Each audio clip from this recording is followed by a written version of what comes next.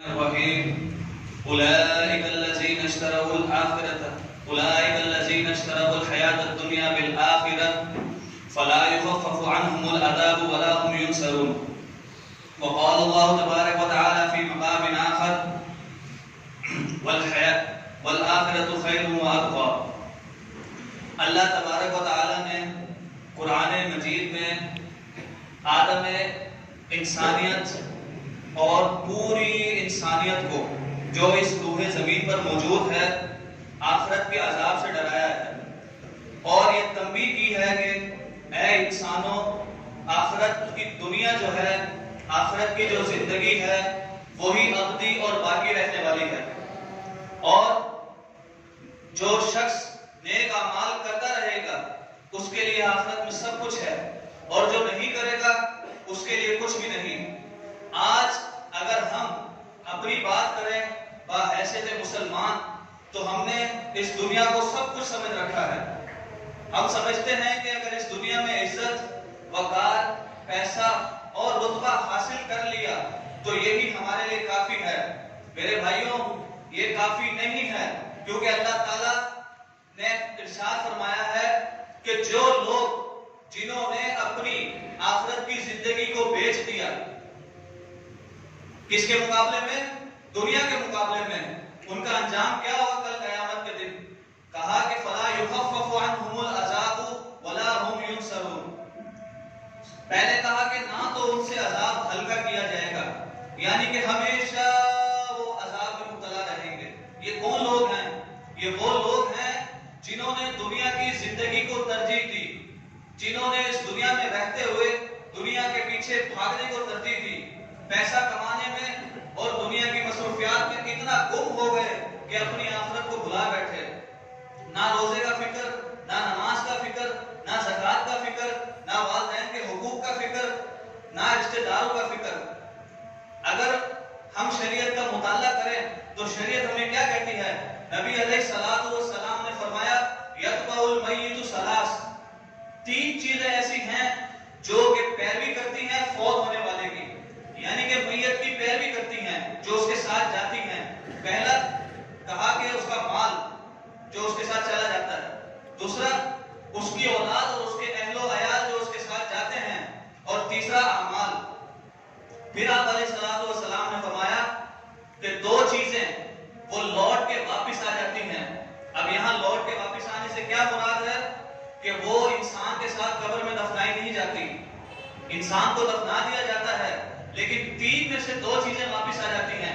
سب سے پہلے اس کا مال جو اس نے ساری زندگی کمایا، دین کی بغاوت کرتے ہوئے، سرکشی کرتے ہوئے، دین کے خلاف کام کرتے ہوئے، وہ مال اس کے ساتھ قبر میں نہیں جائے گا، ایک پائی بھی نہیں جا سکتی اس کے ساتھ۔ دوسرا اس کی اولاد اور اس کے اہل و عیال۔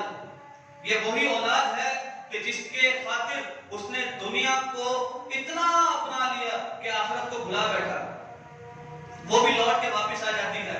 تیسری چیز جو باقی رہ جاتی ہے وہ کیا ہے؟ انسان کے نیک اعمال جو قبر میں اس کا ساتھ دیتے ہیں، جن کی وجہ سے اس کے اوپر سے عذاب کو ہٹا لیا جاتا ہے، انعام کے طور پہ اس کو جنت دی جائے گی۔ وہ کیا ہے؟ صرف اور صرف اس کے اعمال ہیں۔ اللہ تعالیٰ نے یہ نہیں دیکھنا کہ بچہ بھوکا تھا، اس کے خاطر روٹی کما رہا تھا، پیٹ بھوکا تھا، روزی کمانے میں لگا ہوا تھا، لہٰذا میں نے نماز نہیں پڑھی، دین کو چھوڑ دیا۔ اللہ تعالیٰ صرف یہ سوال کرے گا کہ دنیا میں زندگی کیسے گزار کے آئے ہو؟ فرمایا جس دن قیامت ہوگی ہم زمین کو ہلا کے رکھ دیں گے۔ قرآن کہتا ہے اذا زلزلت الارض زلزالها، جب ہم زمین کو ہلائیں گے وہ ہلانا زمین کا جھٹکا اتنا شدید ہوگا کہ انسان وہم و گمان بھی نہیں کر سکتا۔ آئیں صحابہ کرام رضوان اللہ علیہ مجمعین کی طرف چلتے ہیں۔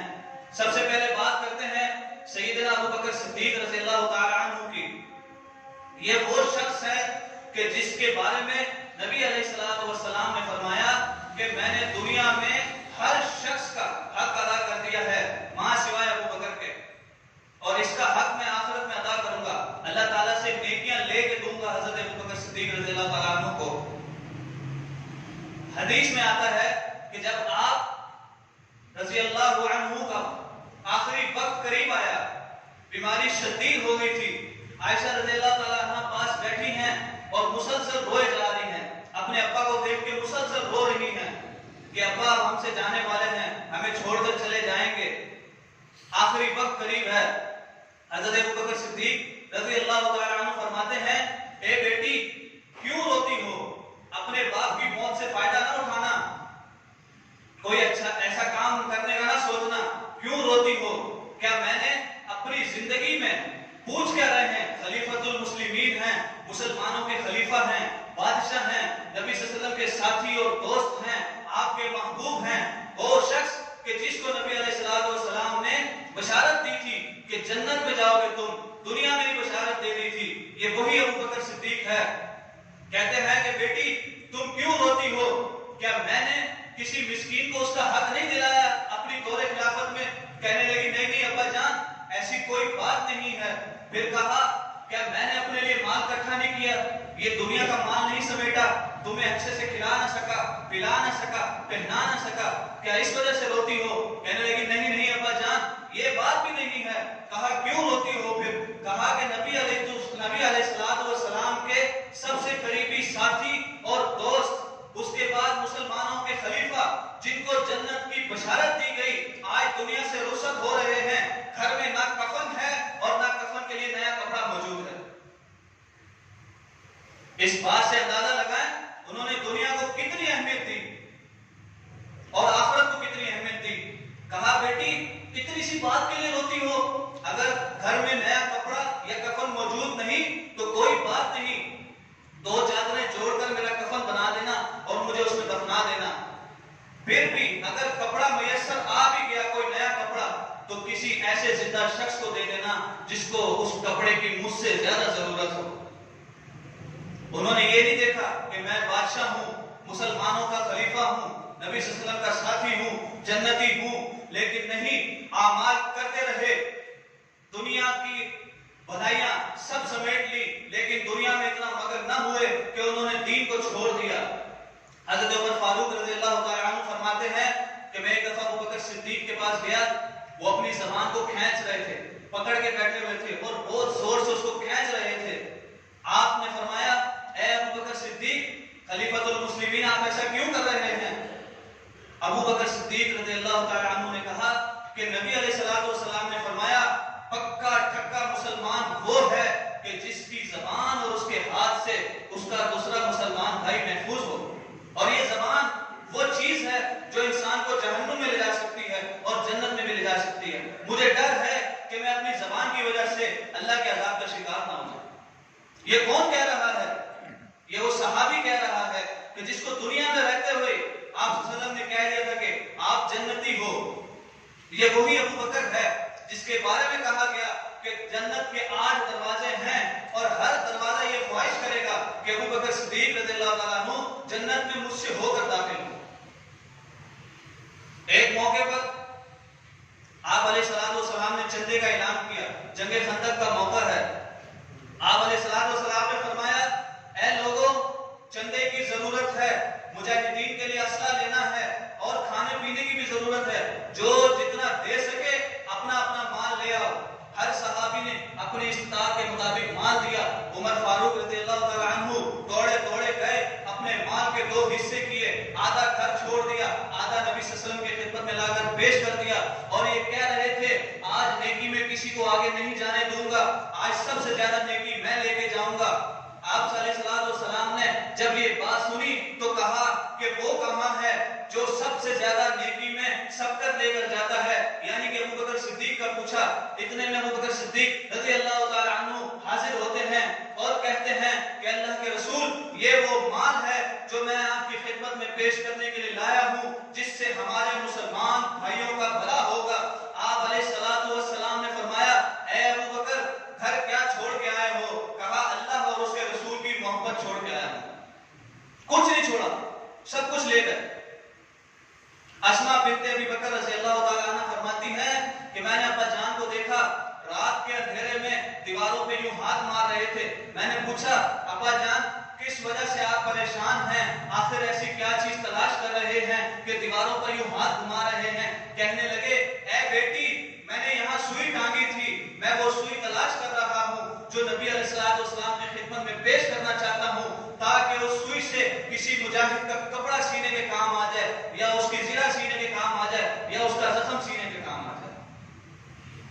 آج ہم اگر اپنی حالت دیکھیں تو کیا ہے، ہمارا تو خرچ کرنے کو دل ہی نہیں کرتا۔ ہم تو کہتے ہیں چھوڑو یار، ان کا تو کام ہے چندے مانگنا، کس کس کو دیں گے، کہاں کہاں دیں گے اور کتنا دیں گے۔ میرے بھائیوں، یہی وہ ٹائم ہے کہ جب ہم اگر کچھ کر گئے تو کامیاب ہیں، کل کو پچھتاوے کی کوئی ضرورت نہیں، کیونکہ اللہ تعالیٰ نے صاف ارشاد فرما دیا، جب قیامت کا منظر دیکھیں گے لوگ کہیں گے ربنا ابصرنا وسمعنا فرجعنا نعمل صالحا۔ یہ سورہ سجدہ کی آیت ہے جو ہر جمعے کو تلاوت کی جاتی ہے، لیکن ہمارا المیہ یہ ہے کہ ہم نے کبھی اس سورت پہ غور نہیں کیا، اس کے ترجمے کو نہیں دیکھا، اس کی تفسیر کو نہیں دیکھا، سورت کو سمجھنے کی کوشش ہی نہیں کی۔ اللہ تعالیٰ کہتا ہے وہ لوگ اس دن کہیں گے اے رب ہم نے سب کچھ دیکھ لیا، ہم نے سن بھی لیا جہنم کا منظر دیکھنے کے بعد، بس ہمیں ایک دفعہ، صرف ایک دفعہ دنیا میں واپس لوٹا دے، ہمارے جانے سے لے کے ہمارے مرنے تک ہم سجدے سے سر نہ اٹھائیں، اتنے نیک اعمال کریں کہ ہم کوئی فرصت ہی نہ کریں۔ اس ٹائم پہ اللہ تعالیٰ کیا کہے گا کہ نہیں، آج کا دن لَأَمْلَأَنَّ جَهَنَّمَ مِنَ الْجِنَّةِ وَالنَّاسِ أَجْمَعِينَ، کہ ضرور آج کے دن میں ضرور جہنم کو بھر دوں گا لوگوں سے اور جنوں سے جنہوں نے بد اعمال کیے، اللہ تعالیٰ کے دین کی خلاف کام کرتے رہے۔ ابھی کل ایک موقع گزرا ہے جسے کرسمس ڈے کہا جاتا ہے، کرسچنوں کی عید۔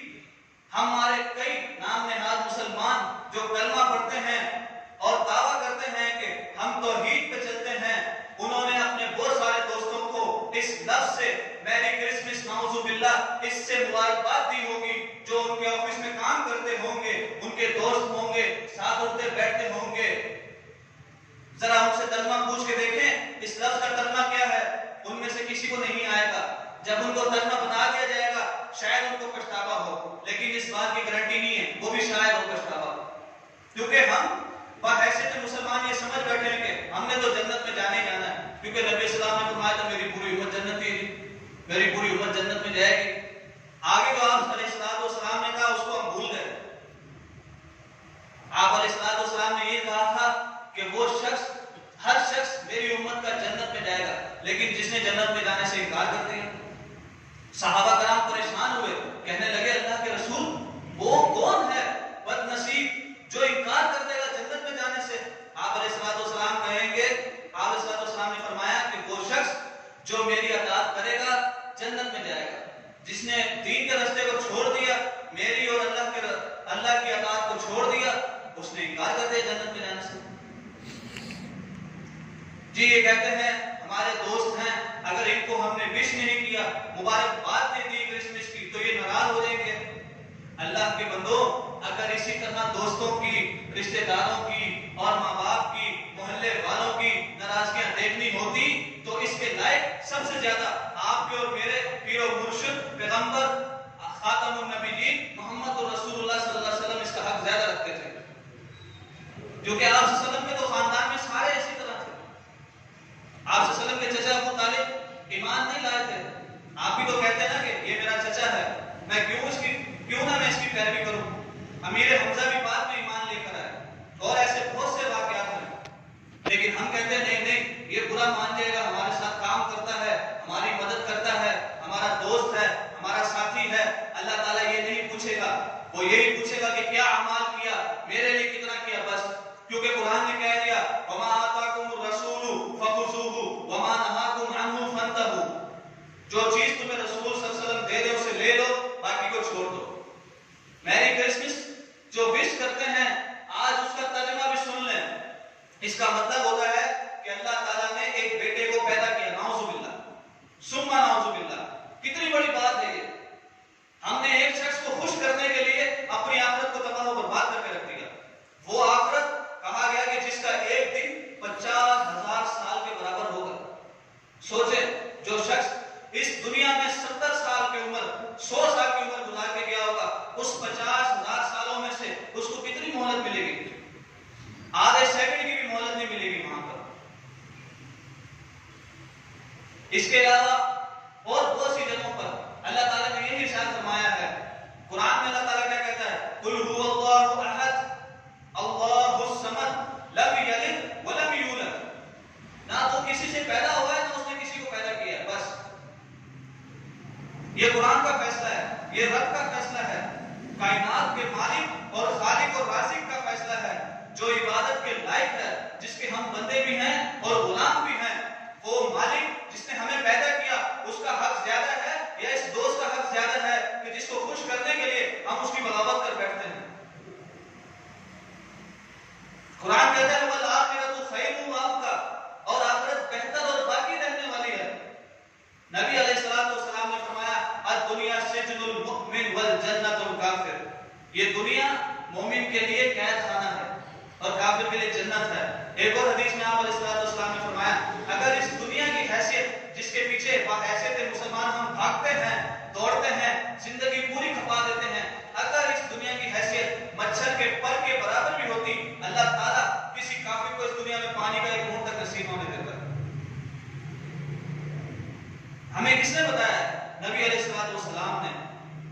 ہر چیز اللہ تعالیٰ نے مسلمانوں کو بتا دی، پھر آگے سے کہہ دیا الیوم اکملت لکم دینکم، آج کا دین مکمل ہو گیا۔ ہم آگے سے توجیہ بیان کرنے لگ جاتے ہیں، نہیں یہ مولوی لوگ تو ایسے ڈراتے ہیں، اللہ تعالیٰ رحیم و کریم ہے، غفور الرحیم ہے، بے شک وہ ہے، رحم کرنے والا ہے، بخشنے والا ہے، یہ اس کی صفت ہے، ہم اس کا انکار نہیں کر سکتے اور نہ کر سکتے ہیں، کیونکہ اس بندے کے ایمان کی کوئی گارنٹی نہیں جو اللہ تعالیٰ کی صفت کی انکار کر دے، لیکن وہی اللہ تعالیٰ تو جہنم کی بھی تو بتاتا ہے وہی ہے۔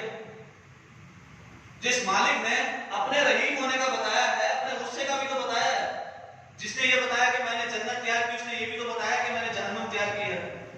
ہم وہ چیز دیکھتے ہیں جو بظاہر اور ہمارے مقصد کی ہو۔ آج کے اس پرفتن دور میں سب سے بڑا فتنہ یہی ہے، ہر وہ شخص جو کوئی عمل کرتا ہے جو اس کی مرضی کے مطابق اور اس کی عقل کے مطابق ہے، اس کے حساب سے اس کے پاس دلائل بھی ہوں گے، دلیل دے گا، آپ کو بات کرے گا۔ جبکہ قرآن کہتا ہے یا ایھا الذین آمنوا قوا انفسکم واہلیکم نارا، اے ایمان والو اپنے آپ کو اور اپنی اولاد کو جہنم سے بچا لو۔ یہ بھی تو اللہ تعالیٰ فرما رہا ہے، جس نے جنت کی بشارت دی، جس سے خوشخبری سنائی، اسی نے جہنم کی وعید بھی تو دی ہے۔ آخری بات کہہ کر اپنی بات کو ختم کرنا چاہوں گا، ایک اور واقعے کی طرف نظر دوڑاتے ہیں جو کہ عبد الرحمن بن عوف رضی اللہ تعالی عنہ کا واقعہ ہے، جو ہجرت کر آئے تھے، جنہیں ہجرت کرنے پر ان کے اپنے اہل خانہ نے مجبور کر دیا تھا، بیوی چھین لی، بچے چھین لیے، جائیداد چھین لی، لیکن عبد الرحمن بن عوف نے کہا کہ میں دین سے نہیں پھروں گا، میں اپنے باپ دادا کے دین کو ہرگز نہیں اپناؤں گا، چاہے میرے پاس کچھ رہے یا نہ رہے۔ آپ علیہ السلام کی خدمت میں حاضر ہوئے، آپ نے فرمایا کہو عبد الرحمن کس طرح آئے ہو؟ کہا اللہ کے رسول میرے گھر والوں نے، میرے اہل خانہ نے، میرے ماں باپ نے مجھ سے میرے بچے چھین لیے، جائیداد کا سارا حصہ لے لیا، ساری زمینیں چھین لی، میری بیوی تک چھین لی، میرے پاس کچھ نہ رہا۔ ایک شخص کے بارے میں آتا ہے، وہ کھڑا ہوا اور اس نے اعلان کیا کہ اے اللہ کے رسول میری جتنی زمین ہے اس میں سے آدھا حصہ میں عبد الرحمن بن عوف کو دیتا ہوں اور آدھا اپنے پاس رکھتا ہوں۔ دوسرا اعلان اس نے کیا کہ اے اللہ کے رسول میری دو بیویاں ہیں، جس کو عبد الرحمن بن عوف کہے گا اس کو میں طلاق دوں گا، یہ اس سے شادی کرے گا۔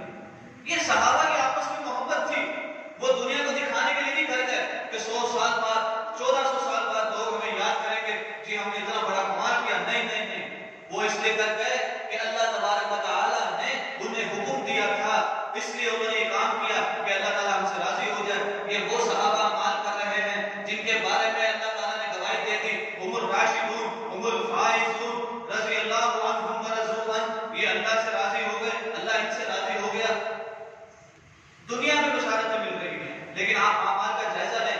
عمار بن یاسر رضی اللہ تعالیٰ عنہ وہ شخص ہیں، کہا کہ جنت جس کی خواہش کرتی ہے، جس کے لیے جنت حریص ہے۔ سوچیں ہر مسلمان جنت کے لیے حریص ہے، لیکن جنت جس کی حریص ہے وہ عمار بن یاسر ہے۔ اسلام کے لیے جتنی تکلیفیں انہوں نے اٹھائی ہیں، بلال حبشی کا واقعہ دیکھ لیں، جتنی تکلیفیں انہوں نے اٹھائی اسلام کے لیے اور کوئی نہیں اٹھا سکتا۔ اللہ تعالیٰ سے دعا ہے کہ اللہ تعالیٰ ہمیں جو کچھ سنا اور سنایا اس کو سمجھنے اور اس پر عمل کرنے کی توفیق عطا فرمائے۔ اس دنیا کے مقابلے میں آخرت